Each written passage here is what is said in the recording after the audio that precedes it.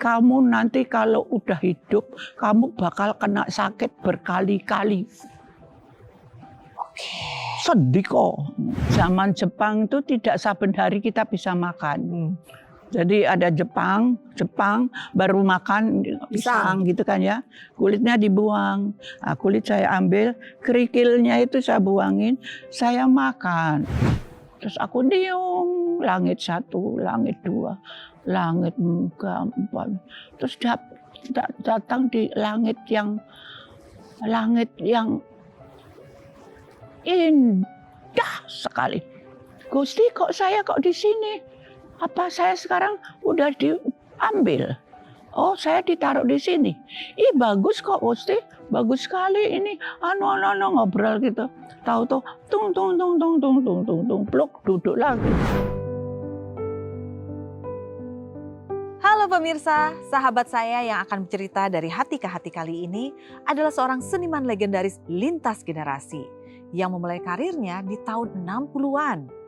Berasal dari keluarga sederhana, membuat perjalanan untuk menjadi penyanyi penuh dengan tantangan. Himpitan ekonomi dan ketiadaan restu dari orang tua sempat menghalanginya. Di tengah keputusasaan, bakat yang luar biasa mengantarkan wanita berdarah Jawa ini meraih kemenangan dan membuka pintu rejeki di dunia musik. Meski harus jatuh bangun merintis karir di kota metropolitan, ia berhasil menjadi salah satu ikon musik tanah air. Hidup sebagai musisi ternama tidak menjamin semuanya akan berjalan dengan mulus. Semesta kembali menguji ibu dari 2 anak ini ketika dokter memvonisnya terkena kanker serviks. Di tengah kekalutan, sang putri memberikan pelukan hangat yang membantunya untuk bangkit dari penyakit yang menggerogoti tubuh. Inilah mereka, Titi Puspa dan Peti Tunjungsari.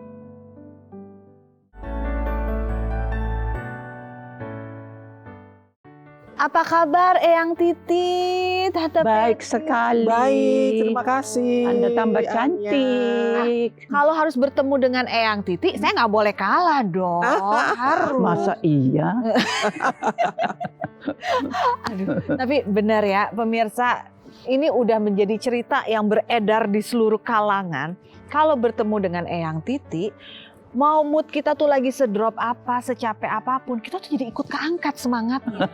Amin. Bener loh, sampai hari ini pun masih terasa sekali gitu loh. Satu ruangan tuh bersinar kalau ada Eyang Titi. Padahal saya sekarang ini dalam keadaan bacuk. Oh lagi Bacuk. Sudah tua bacuk, kasihan. Aduh, Tante Peti harus nanya deh, ini bener deh.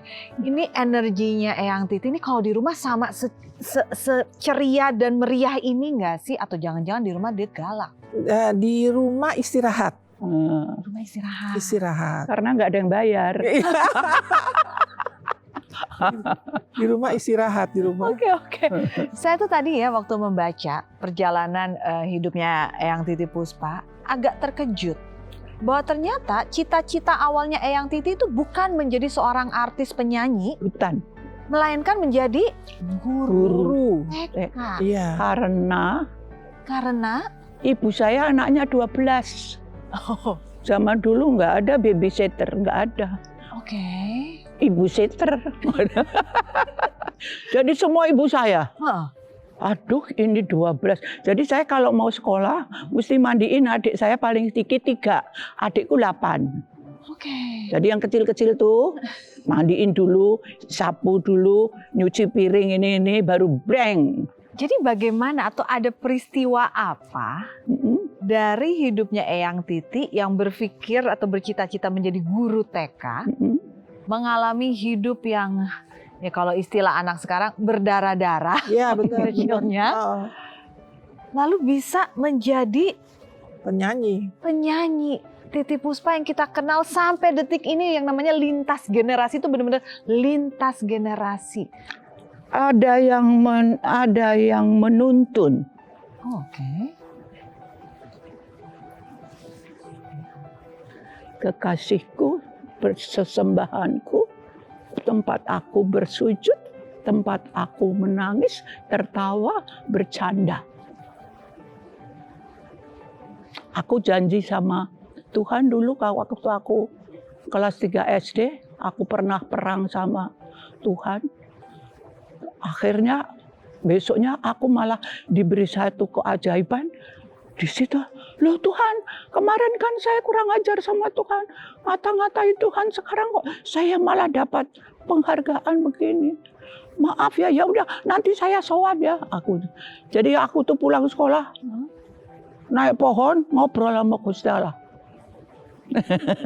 Ya udah, mulai dari sekarang saya mohon ampun, mohon maaf, nggak taunya Tuhan tuh baik hati. Sekarang kita bersahabatan ya, saya nggak nakal lagi. Saya pokoknya kalau nakal dibilangin.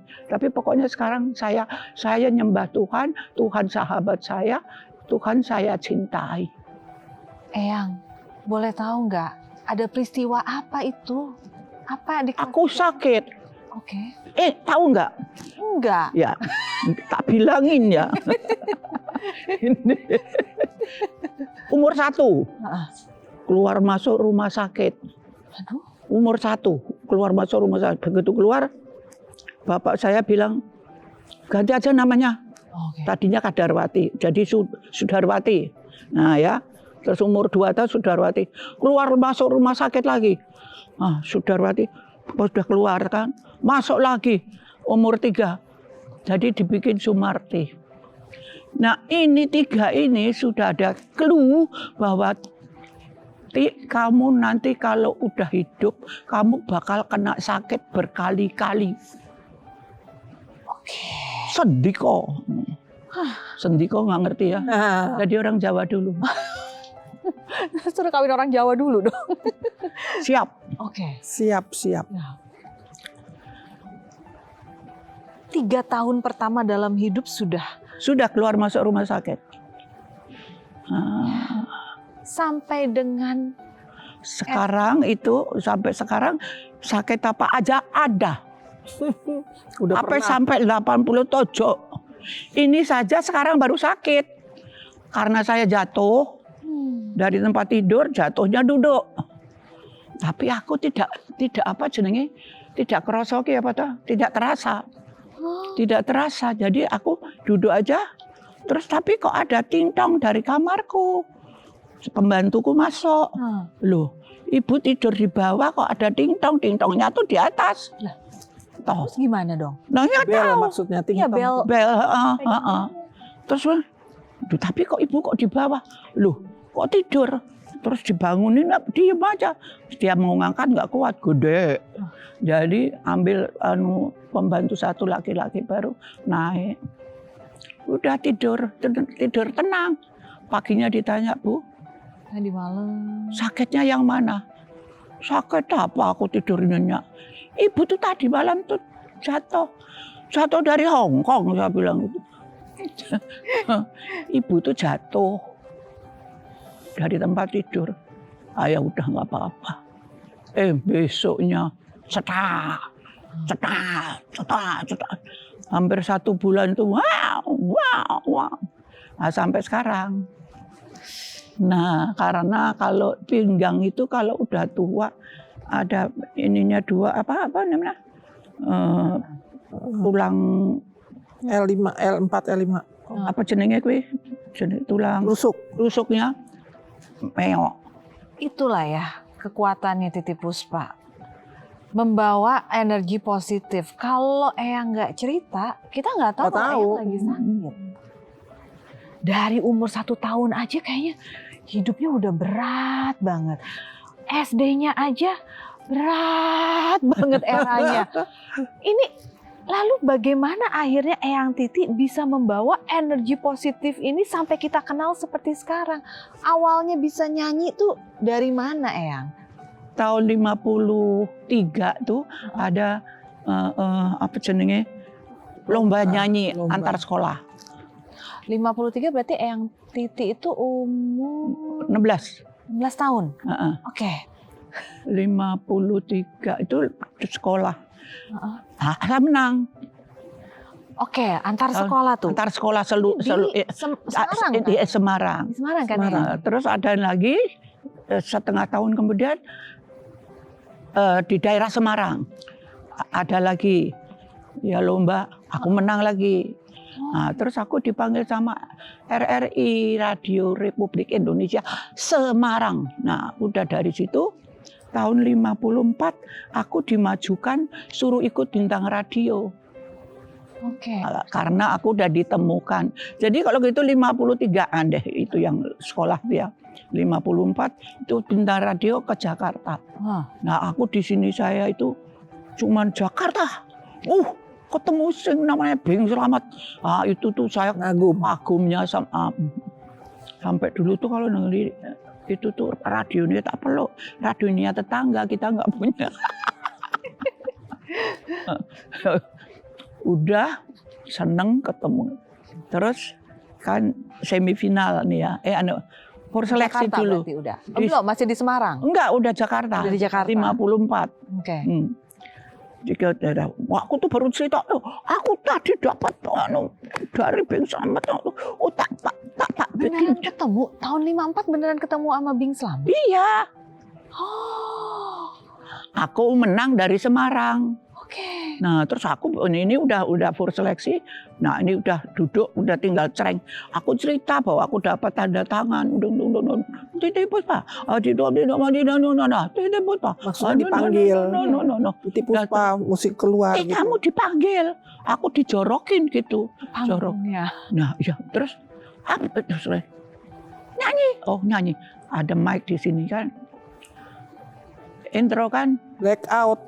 Bukan blackout, apa jenenge? Ya mbok ya. Iya lupa. Demam panggung, blank. Kalau anak sekarang blank. Karena habis cerita yang itu menggebu-gebu, terus ini ada mic, ini ada musik. Ada apa sih ini? Ding dong. Blank ya itu ya namanya. Iya, blank. Blank ya. Blank. Karena habis cerita apa, terus mendadak dijoroke. Nah, saya mesti ya udah. Ya, gagal total. Gagal. Ya. Selesai, pulanglah kembali ke Semarang. Tapi sebelum pulang, kan ada pembagian hadiah.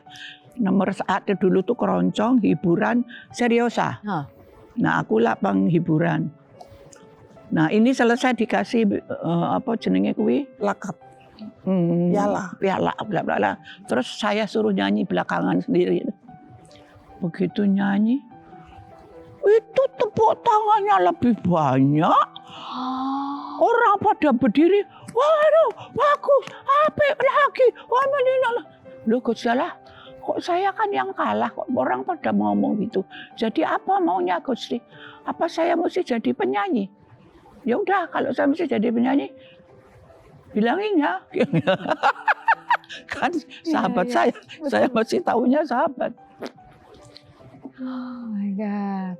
Saya jadi Islam tuh baru tahun pira kaya Mbak ya? 68 apa-apa.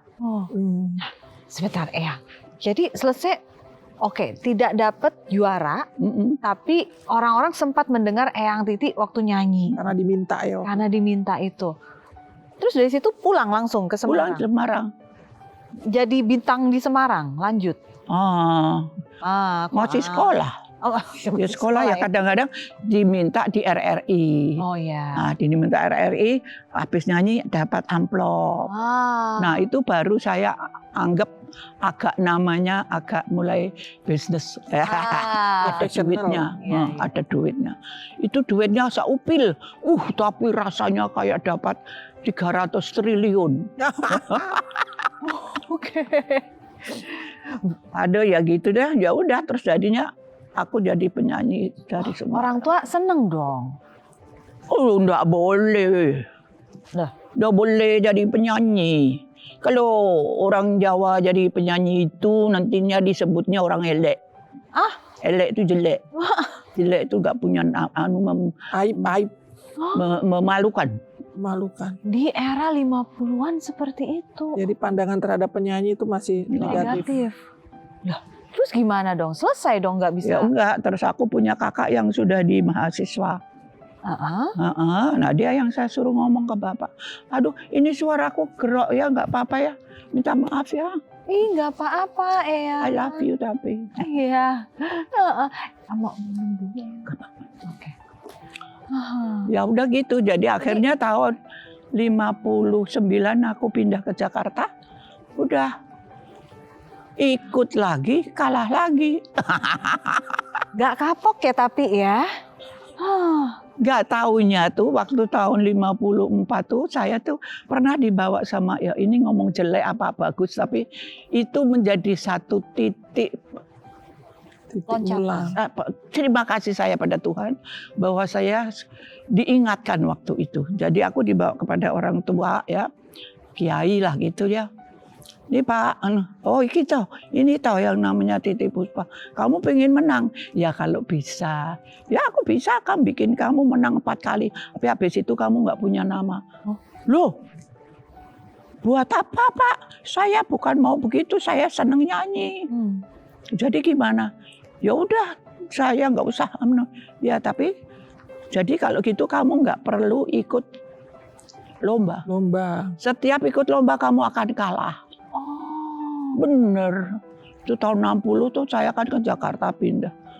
Oh itu seleksi, semifinal sampai final itu masih tepuk tangan di belakangnya sendiri. Ceklek gitu. Emang gak bisa jalannya lewat perlombaan. Iya betul.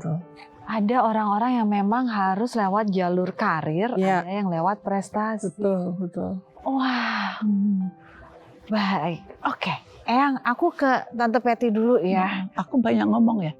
Enggak, gantian. Ay. Ini mungkin kalau dari sisinya Tante Peti sudah sering mendengar cerita ini. Iya.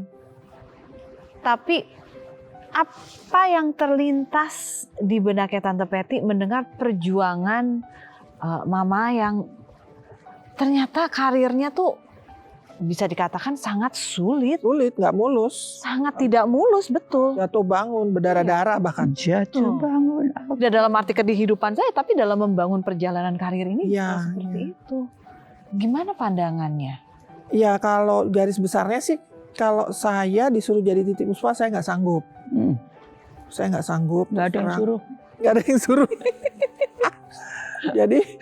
Jadi ya memang kita sebetulnya ceritanya banyak ya, Jadi pada dekade tertentu gitu, ya saya sungguh berterima kasih dilahirkan dari seorang Titi Puspa yang istilahnya kehidupannya sendiri tuh rumit, ruwet, keras. Oke. Rumit, ruwet, keras gitu. Dan istilahnya ya untungnya pada saat momentum itu ada satu cerita memang saya berterima kasih gitu. Istilahnya beliaunya sendiri kan ngurus dirinya sendiri juga udah susah banget gitu kan. Banyak sekali tantangan, banyak sekali halangan. Tapi kok bisa punya anak 2 dibesarkan dengan ya sampai segede gini gitu istilahnya. Dulu gede juga gitu. Ya apa ya? Ya speechless mungkin itu namanya ya. Speechless, kita tidak bisa menggambarkan dengan kata-kata gitu. Karena kan memang juga istilahnya sampai sekarang aja masih banyak panutan yang saya harus pelajari yang belum khatam gitu. Masih banyak. Seumur saya 65 tahun ini, saya masih terus belajar dari beliau untuk hal-hal tertentu yang sifatnya non duniawi gitu. Seperti apa? Cara mensyukuri hidup itu kan? Jadi mungkin ini ada satu cerita nih, ceritanya panjang. Ada satu cerita. Selak rebo aja kepanjangan. Ya, jangan kepanjangan. Suatu saat saya udah punya anak 3, saya datang ke kamarnya Mama waktu itu Jalan Sukabumi, udah habis kebakar, udah dibangun lagi. Terus tiba-tiba beliau itu ngejajarin mantan suaminya 3 gitu. Terus saya masuk, saya bilang, excuse me, ada apa ini, dalam rangka apa ini gitu. Terus beliau bilang, ya sudahlah Mbak, dia manggil saya Mbak. Ya sudahlah Mbak, Mama udah nggak mau ada dendam, nggak mau ada sakit hati, nggak mau ada rasa negatif. Mama yang ada kepengennya bersyukur karena apapun itu yang terjadi pada diri Mama. Jadi kan tiga suami berarti kan ada drama ya kan. Dan drama itu biasanya kan negatif, nggak enak gitu ya, bahkan mungkin menyakitkan gitu ya. kemudian dia bilang, ya sudahlah katanya.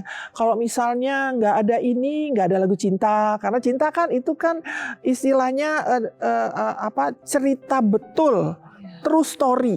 Saya berpikir gini, oh gitu, oh ya udah deh. Habis itu saya cuma berpikir gini, itu sebetulnya merupakan sebuah fenomena di mana seseorang itu hijrah. Kalau di dalam Islam hijrah dari nggak ikhlas menjadi ikhlas, itu kan sebuah perjalanan yang luar biasa. Mungkin lebih gampang kita terbang ke Mars daripada harus hijrah ya, yang tadinya sakit hati menjadi ikhlas, menjadi damai, menjadi memaafkan. Itu menurut saya perjalanan yang lumayan nggak terbayangkan gitu.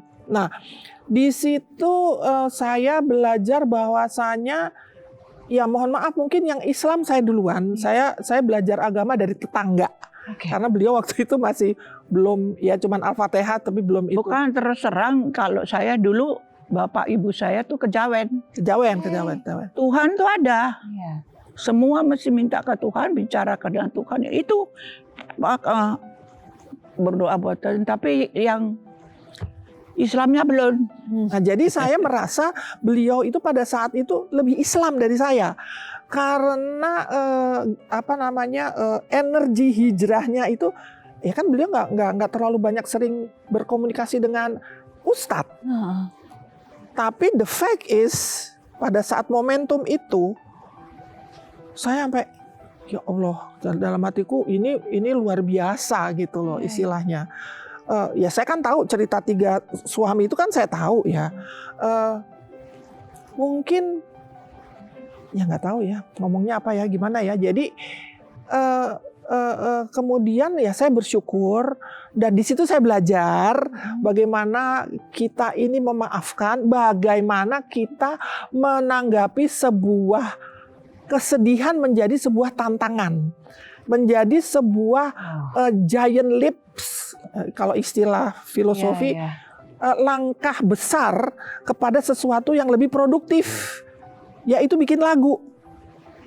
Bikin lagu itu dari cerita-cerita nggak enak. Jadi ternyata beliau sendiri merasakan bahwasanya beliau bertiga ini adalah a part of her episode. So she has to thank to this person, yang 3 ini.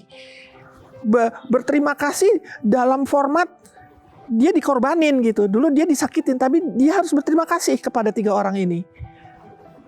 Saya doain loh setiap Didoain tiga-tiganya didoain terus.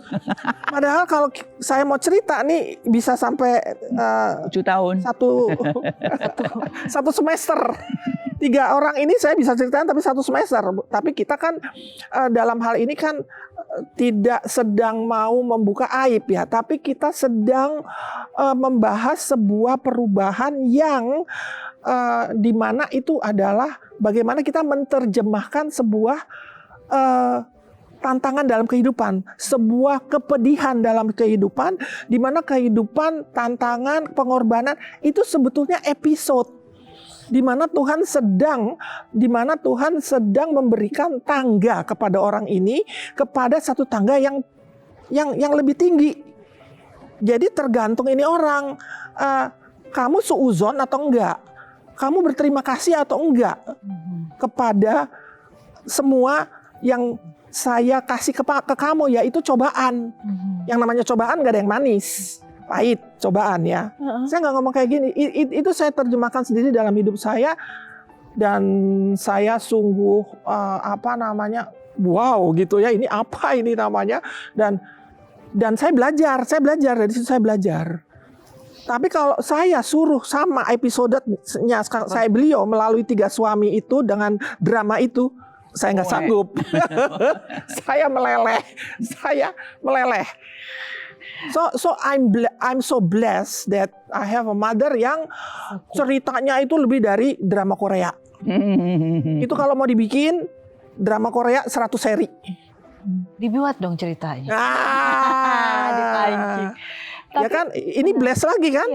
Dari cerita yang sungguh itu bisa dibikin. Betul. Saya bisa menjadi narasumber. Iya. Karena Tapi bukan cuma 2 yang saya openin. Ya. Saya masih punya adik 8. Nah, itu belum lagi tuh cerita itu. Ibu saya meninggal di waktu adik saya yang paling kecil baru kelas 2 SD. Jadi kalau bahasa zaman sekarang ya, ngidupin 8 orang plus 2 anak plus 2 anak tiri pakai urat leher. Itu bahasa zaman sekarang. Tapi yang 2 Pakai urat leher. diambil di kakak saya yang 2. Tante Tati sama. Iya. Jadi ini saya baru ngomong di sini loh, baru loh. Soal yang ini karena kan memang Dia terjadinya tuh kan nggak ngomong-ngomong, tahu-tahu ngomong. benar. terjadinya kan baru, dan ini istilahnya salah satu rangkuman dari kehidupannya ibu saya yang menurut saya wow gitu ya.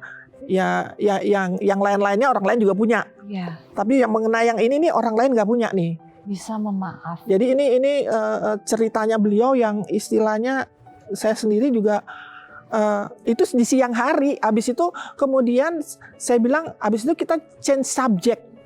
Oke, yuk kita ngomong yang lain gitu. Tapi saya sampai rumah saya mikir, ih gila ya, mana sanggup ya gue gitu. Luar biasa. Kita akan lanjutkan lagi perbincangan kita. Ya. Karena memang Eyang Titi itu bukan hanya karirnya yang bisa menjadi satu inspirasi buat kita, tapi bagaimana bisa menjalankan perjalanan hidup ini dengan begitu positif. Ya mungkin seiring waktu, baik pemirsa yang mungkin berada di eranya Eyang Titi, Tante Peti, sudah sempatlah mendengar beberapa cerita. Untuk kita yang muda-muda cuma melihatnya adalah, ini makan apa ya tiap hari? Kok energinya positif terus gitu loh. Kayak hidupnya nggak pernah ada masalah. Jangan sampai. Ternyata Tahu nggak makan apa? Makan apa ya? Zaman Jepang itu tidak saben hari kita bisa makan. Sampai zaman Republik. Aduh. Jadi saya kalau lapar di rumah nggak ada nasi, saya jalan-jalan. Nah, terus di situ tuh ada pohon yang baru numbuh, kan ada yang masih daun muda. Yang daun muda dapat saya makan. Sama itu udah dikencingi kuda atau kucing atau siprik lekete keme makan. Karena di rumah nggak ada makanan dan saya tidak minta makan. Saya bukan anak yang rewel. Saya kalau lapar di rumah nggak ada apa-apa, saya keluar. pernah makan kulit pisang. Jadi ada Jepang baru makan pisang gitu kan ya.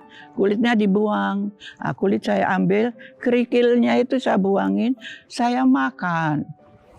Makanya sekarang saya lihat Indonesiaku seperti ini. Ya Allah, kau beri bangsaku bumi terindah ini sesuatu yang luar biasa. Aku sampai kalau ada orang yang pinter, aku nangis. Tak doain.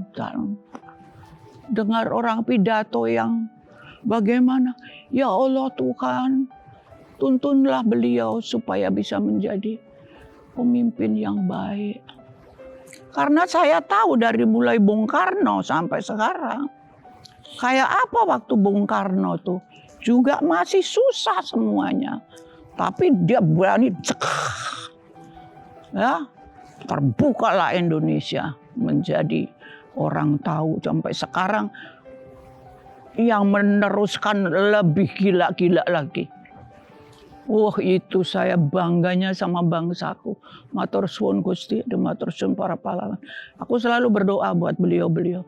Siapapun engkau yang telah berbuat untuk bumi pertiwiku ini,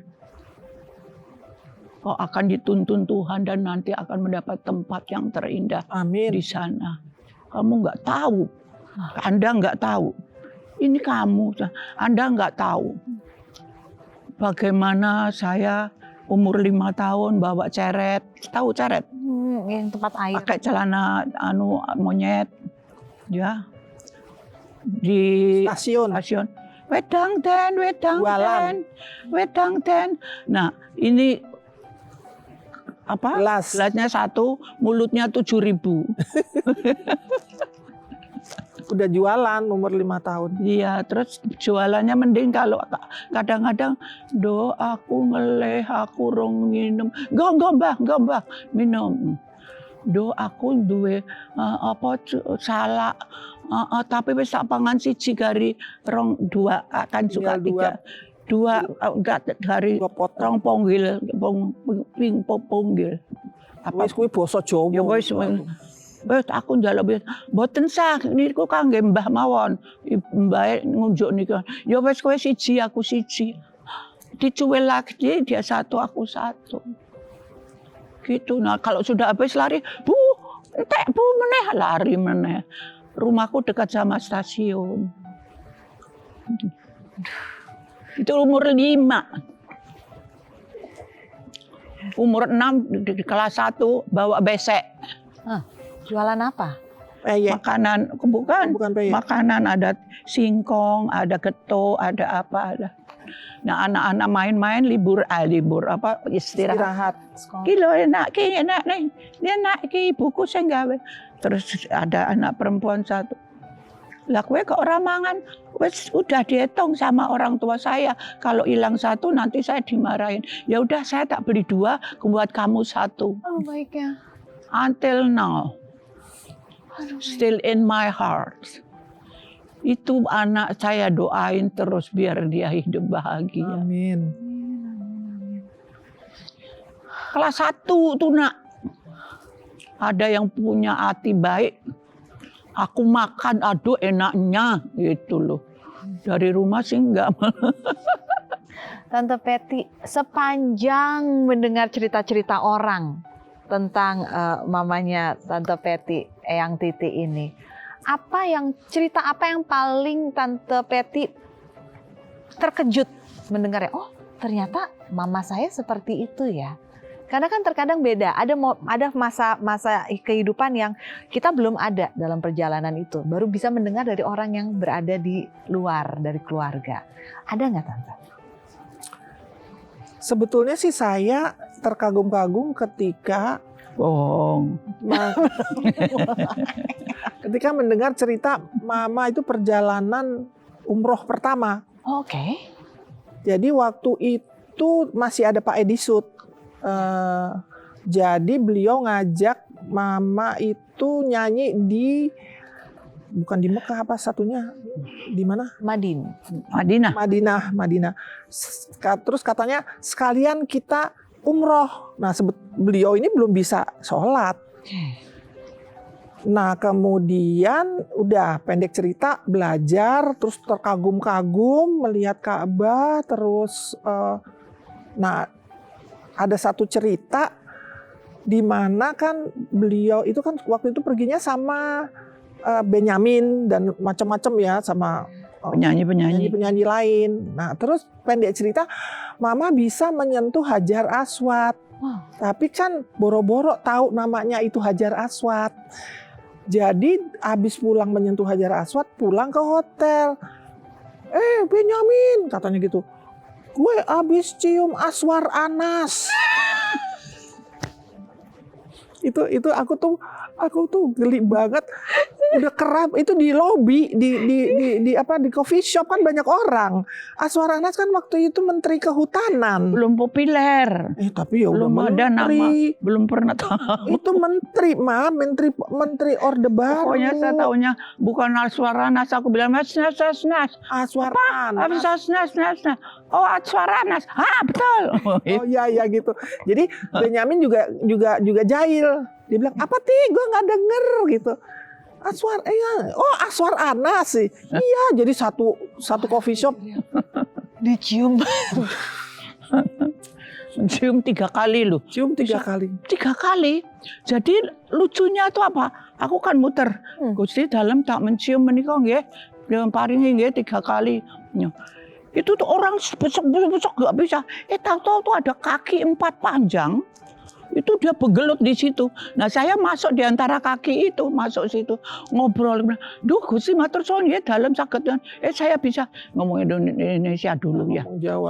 Saya bisa mencium di sini matur suwun Sang. Terima kasih sekali ya. Aduh Tuhan tak saya ini apa kedangon ya kelamaan ya aku ya pergi lagi. Nanti saya datang lagi. Udah muter lagi ke situ lagi. Jadi ada yang Kayak mengarahkan, Ada. membukakan jalan ke sana. Ada itu kaki panjang itu bertarung di situ. Nah aku bisa masuk dari sela kaki mereka. Ada lagi yang bagaimana, ada yang begini. Jadi so easy gitu loh. Masuknya tuh terus, aduh Gusti matur suwun sangat, aduh wangi, aduh anu. Padahal itu berapa orang di situ. Kok bisa gitu ya? Aku tuh heran ya. Bisa wangi gitu ya. Padahal kan manusia seambrak-kalak gitu. Sama sebetulnya saya juga juga memetik pelajaran ketika ibu saya membela Inul. Jadi mungkin saya nggak usah ceritakan karena di YouTube Inul bicara sendiri seperti apa. Iya kayaknya kalau buat saya nggak mungkin sih nolong orang sampai kayak gitu ya. Tapi itu terjadi. Nah jadi saya di situ mengambil pelajaran bahwasanya as long as you have niatan, jadi jalan itu pasti ada. Walaupun itu nampaknya impossible, ya itu kan waktu itu Inul kan yang ngelawan kan satu Indonesia, Sampai bukan ada main. undang-undang.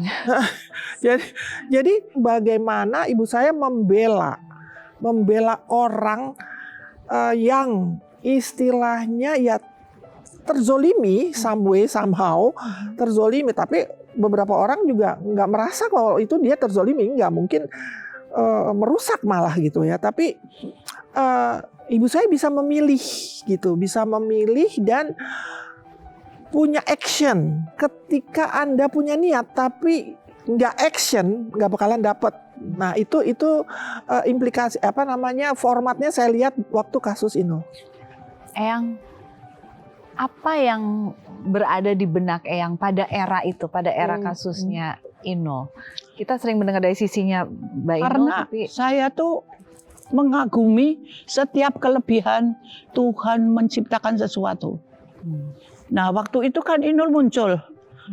Ih lucu amat itu, ya Allah, lucu menyanyi kok iso kayak ngono, wong bergerak sedikit aja udah pasti nafasnya itu ini kok gitu.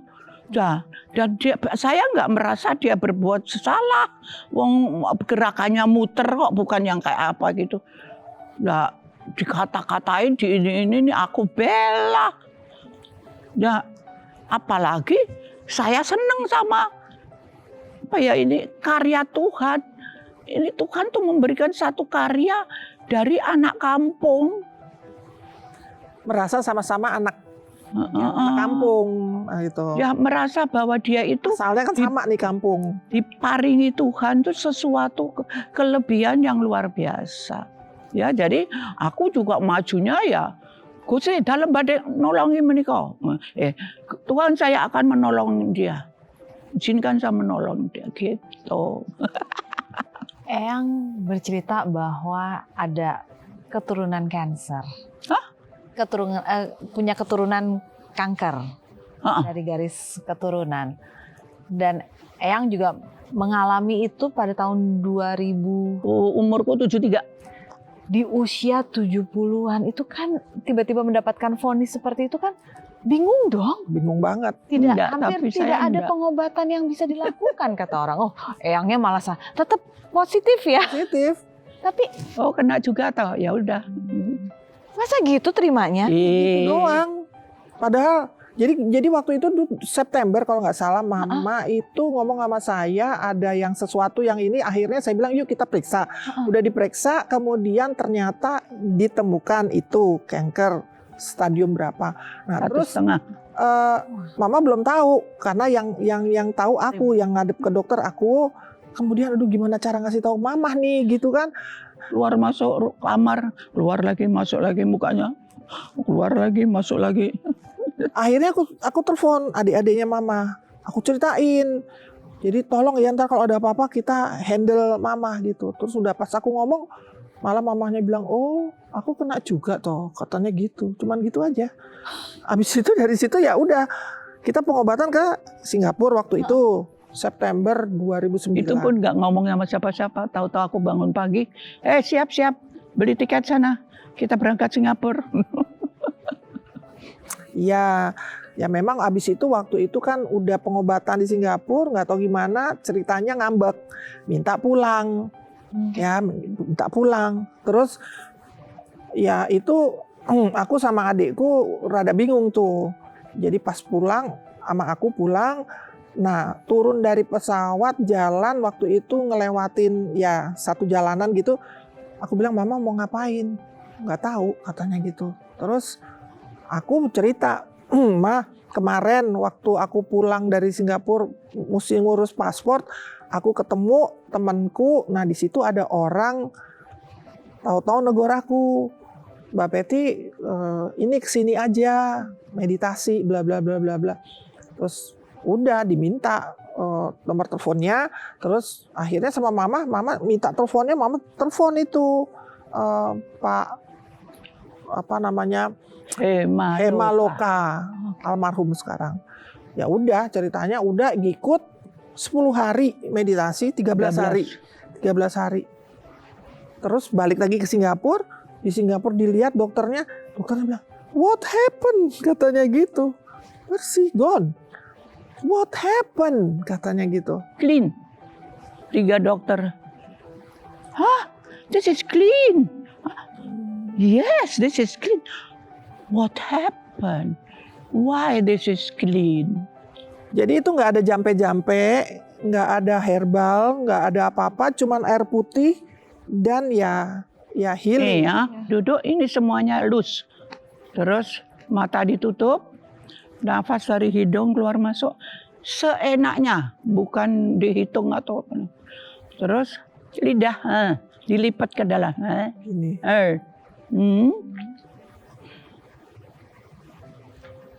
1 jam diam merem, tapi di sini boleh ngobrol sama Tuhan. 1 hari, 2 hari. 1 hari itu 5 jam. 1 jam diam, terus air putih minum, terus ini. Tapi kalau ada ludah di mulut ditelan. Karena itu enzim. Nah itu selama hampir 13 hari, ya dari 12,5 hari.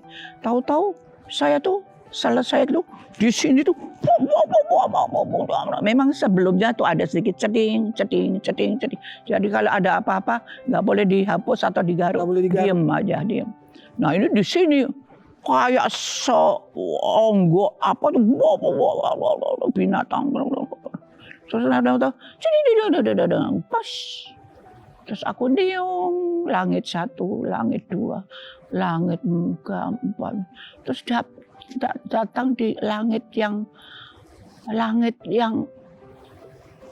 indah sekali. Itu colornya itu soft, semua color ada. Loh, Gusti kok di sini? Apa saya sekarang udah diambil? Oh, saya ditaruh di sini. Ih, bagus kok, Gusti. Bagus sekali ini. Ngobrol gitu. Tahu-tahu tung, pluk, duduk lagi. Pak, saya tadi habis dari langit. Aku bilang gitu. Nah, itu namanya sembuh. Tapi ada satu pertanyaan yang saya tadi pas mendengar agak tergelitik untuk bertanya. Kalau soal lagu ternyata, saking banyaknya sudahlah. Nanti nggak selesai durasinya. Tapi nama Titi Puspa itu kan bukan nama aslinya Eyang Titi. Jadi gimana ceritanya bisa menjadi Titi Puspa? Kenapa pakai yang tidak asli? Iya. Karena mau bohongi. Kan bapakku kan nggak suka lihat aku nyanyi. Jadi aku disuruh RRI, suruh ikut. Jadi kan namaku jadi tak ganti Titi, panggilan hari-hari kan Titi. Bapakku nak Puspa Wijoyo. Nak Titi Puspa kan nggak enak. Jadi saya bikin Titi Puspa. Bapakku tahu kalau pareng, pokoknya tidak. Aku telepon kakakku yang di Jogja, aku di Semarang. Mas, aku arep melu bintang radio, dilarang sama bapak. Wis apusono kepiye supaya ngono. Ya mau tolong dihapusin bapak. Dihapusin tuh, dibohongin gimana caranya. Dia wis. Terus kemudian berapa jam kemudian, wes beres mangkat. Gitu. Jadi itu karena saya bohongin bapak. Tapi namanya jadi benar-benar nama Titi Puspa itu Eyang Titi yang menciptakan Iya. sendiri. Nah bapak ibu saya bikin 3 salah semua, sakit semua. Gak tahunya Titi Puspa lebih. Anda mau tahu nggak? Itu penyakit segala rupa from the lebih beginning berat, ya, dari penyakit nggak bisa diomong satu. Kalau saya kan seperti saya kan sekarang ini 9 bulan. Sakit yang sekarang yang jatuh nih Iya, dan itu tambah lagi apa? Dokter in and out. Orang pinter, semua sudah dicoba. Lah dipikir kalau udah dapat nama Titi Puspa udah jauh lebih ringan. Oh, ada lagi yang lebih tahu baru nyanyi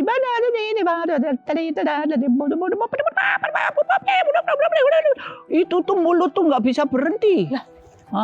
Terus sampai aku lari ke kamar.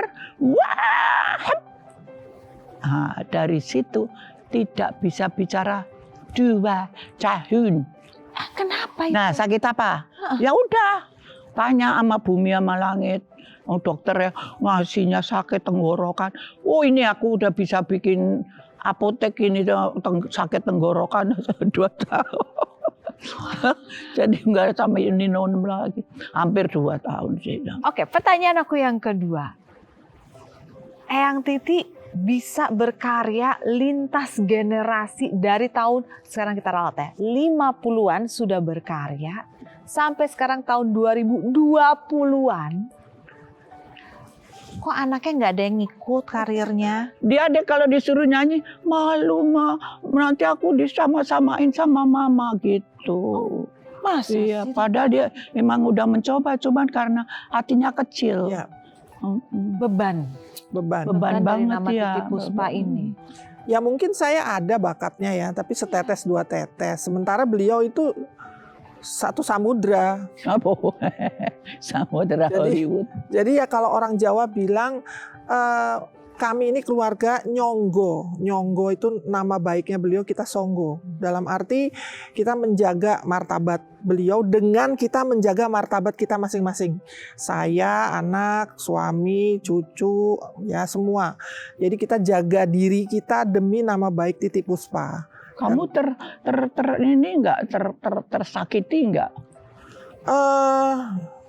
Ya mungkin sih ada ya, tapi kan Ya sudah aja lupain. nggak seberapa kan dengan istilahnya sakitnya Titi Puspa, perjuangannya kan nggak seberapa. Jadi dalam arti ya rezeki tugas tuh masing-masing gitu.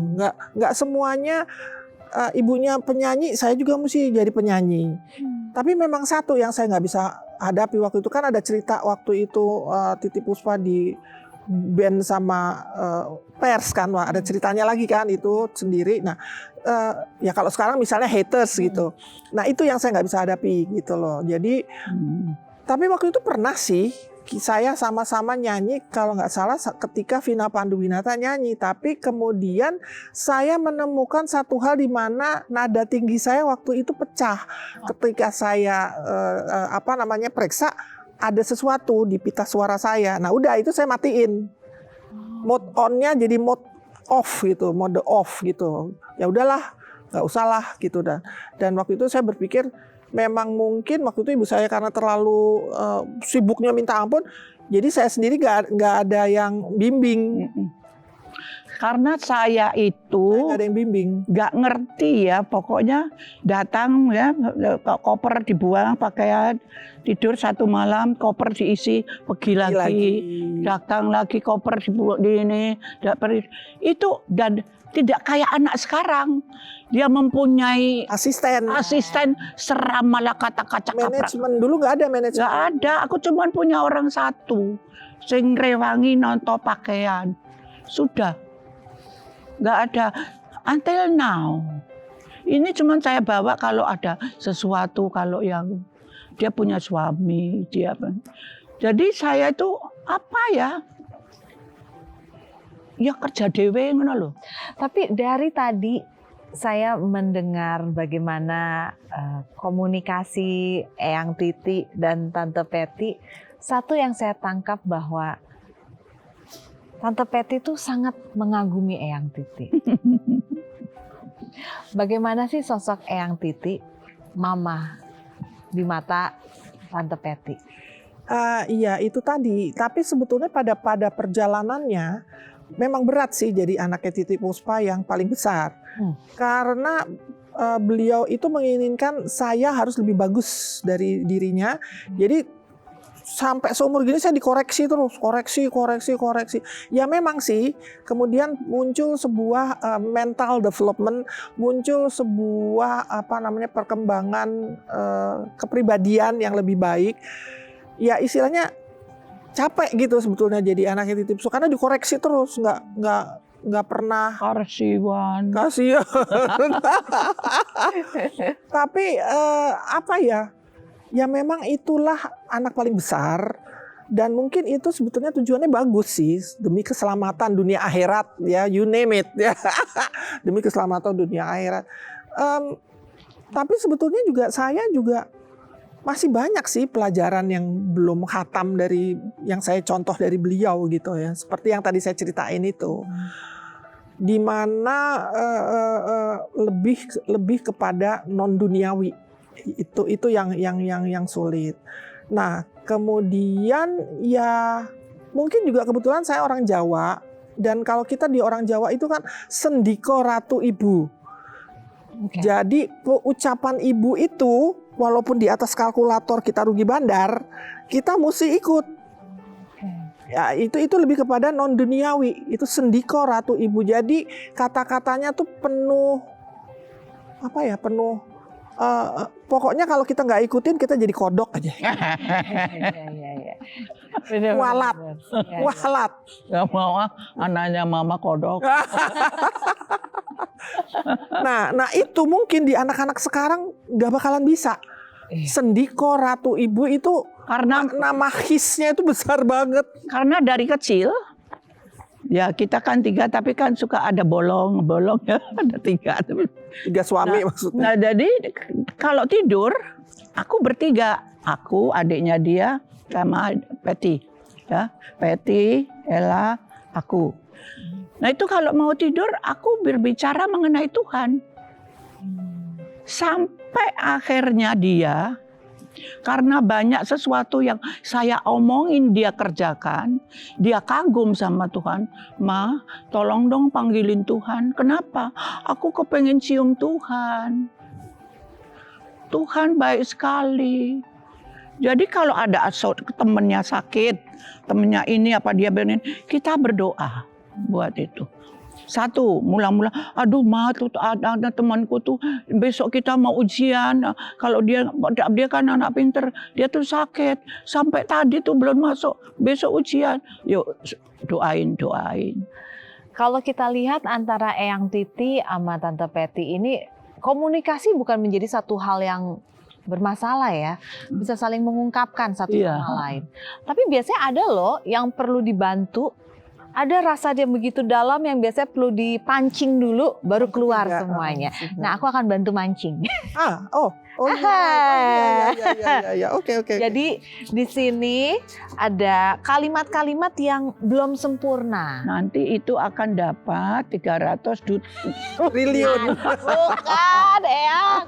Amin. Hadiahnya 300 triliun. Tapi enggak. Ini adalah rasanya seperti 300 triliun. Amin. Jadi di sini ada kalimat yang belum lengkap. Oh iya. Siapa yang memegang kertasnya, misalnya Eyang Titi, pas Eyang Titi buka, kalimat itu harus dilengkapi adalah rasa yang Eyang Titi miliki untuk buat anakku. Iya, begitupun sebaliknya. Oke, ini aku biar gampang ada. Bismillahirrahmanirrahim. Iya. Oke, Eyang. Ya, sekarang. Nanti Eyang sebentar. Oke. Oh, aku juga ngambil. Ambil juga. Jangan bilang suruh kawin lagi ya. sudah tak sudi. Ini ada satu lagi kalau misalnya ngerasa ini mau ditukar juga ada nih. Nggak apa-apa. Oke. Eyang mau ditukar apa enggak? Sudah. Oke. Buka. Baik. Sekarang siapa yang mau membaca duluan? Tante Peti dulu deh. Coba. Tante Peti ini perasaan yang dimiliki untuk Eyang. Apa itu katanya dia? Tulisannya nih ya, aku baca ya. Ya. Aku sedih jika kamu titik. Apa ya? Kamu tuh aku. Iya. Aku Tante ya, Peti dia sudah sedih. baca. Ya, Tante Peti sedih. Saya sedih kalau Eyang jika mama apa kira-kiranya? Nggak punya duit. Ya. Iya benar. Benar. Masa sih? Aku sedih. Loh, kowe sing ngarang kok aku. Iya, lah iya ini loh kata-katanya. Bener. Benar. Tante Peti sedih kalau melihat Eyang Titi nggak Nggak punya duit. Emang pernah ada kejadian itu? Kejadian di mana Oh, pernah. Tahun 65. 65. 65. Heeh. 1965. Kan nggak ada kesibukan apa, semua jam 4 sore itu tuh udah jam malam. Nah, mau apa, mau ada yang ngundang nyanyi nggak ada, mau ngomong nggak ada. Jadi dari jauh, Titi Puspa, es mambo, satu gitu. Jualan es mambo. Es mambo Dulu pernah jualan es mambo. Rumahnya sih di Jalan Sukabumi, Menteng ya. di Menteng. Tapi ya kita akhirnya jualan es mambo. Jadi itu tuh momentum sampai jualan es Es mambo. mambo. Lucunya apa? Titi Puspa, esnya tuh. Orang jalan depan rumah. Anak-anak, Titi Puspa, Anak. es mambonya tuh gitu. Jadi dia pikir, Ya, wah ini yang tunggu jualan sebentar. es mambo Titi Puspa nih. Kapan lagi gue ngundang Titi Puspa gitu kan.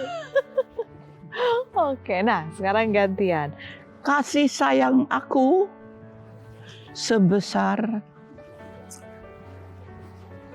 Wah, langit ke-7. Nah ini kasih sayangnya Eyang Titi ke Tante Iya Peti. sih, sampai langit ke-7 sih. Kalau buat aku ya. Iya. Ya itu kan waktu cerita dulu dalam kandungan kan aku waktu masih di kandungan kan aku ada ceritanya dia pokoknya ntar kalau ini bisa 3 jam lagi. Tapi beliau bisa membesarkan aku gitu. Padahal beliaunya sendiri juga hancur hidupnya waktu itu. Tapi masih bisa membesarkan aku. Jadi yang untungnya aku sendiri melihatnya bahwasanya thanks God gitu bahwa aku masih diurus, masih dipelihara, masih dididik gitu, masih dibesarkan. Padahal yang membesarkan itu hancur, baur, hancuran gitulah gitu. Secara kejiwaan, secara kehidupan, air mata lah pokoknya. Gitu. pokoknya kalau hidup itu di saya. Itu tuh rolling terus tuh. Apa aja ada, apa semua ada di sini. Kamu mau kena ini, kena itu, ada semua. Makanya kalau saya lihat zaman sekarang, orang sedikit-sedikit komplain di medsos, membuka aib dirinya, nangis-nangis segala macam. Ya cemen dalam hatiku. Belum seberapa itu kalau dibandingkan dengan apa yang kita alami gitu loh. Gitu. Jadi Aku benar-benar pengen melihat kalau ada bukunya, ingin sekali membaca. One day. ada sih, ada tapi Tapi kurang lengkap. segitu padahal udah yang paling lengkap itu yang terakhir. Enggak, itu cuman banyak baju, banyak ini. Enggak cerita yang manusiawi gitu. Iya, betul. betul. Oke. Kasih sayang aku sebesar Tuhan memberikan kasih sayang kepadamu, kepadaku, akan kuberikan untukmu. Untukmu. I love you. Indonesiaku, Iya. pimpinan negaraku, semua manusia Indonesia. I love you. Shek wo ini angpao. Ujung-ujungnya. Eyang Titi, Tante Peti, terima kasih sudah berbagi banyak sekali cerita dan berbagi energi kepada kami semua yang sedang menyaksikan kesempatan hari ini.